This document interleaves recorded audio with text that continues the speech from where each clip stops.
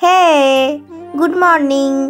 আজ সকাল সকাল ঘুম থেকে উঠে দাঁত মেজে নিলাম আর মুখও ধোয়া হয়ে গেল। চলো, সকালবেলা উঠে আমি প্রতিদিন খালি পেটে জল খাই, হাফ বোতল করে।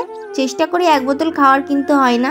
তারপরে 2টো বিস্কুট খাচ্ছিলাম, সেই সময় দেখলাম মাথায় একটা টিকটিকি পড়লো।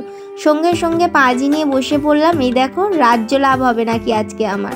এদিকে মা বলল পাড়ায় একটা দিদাদের বাড়ি যেতে, ওদের বাড়িতে পুঁই শাক হয়েছে।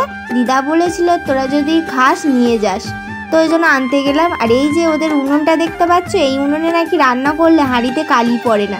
তো আমার পুঁই শাক নেওয়া হয়ে গেছে, এবার বাড়ির দিকে যাচ্ছি। স্নান টান করে আমি রেডি হয়ে গেছি, আজকে একটু ব্যাংকে যাব, বাবার সাথে যাচ্ছি। চলো,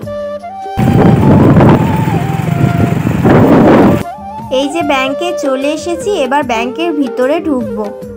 ব্যাংকের কাজ আমার কমপ্লিট হয়ে গেছে, বাবার একটা কাজ ছিল তাই আমি একা একা চলে এলাম। আজ এই পর্যন্ত, ফের দেখা হবে নতুন কোনো ব্লগে। আজকের মতো টাটা।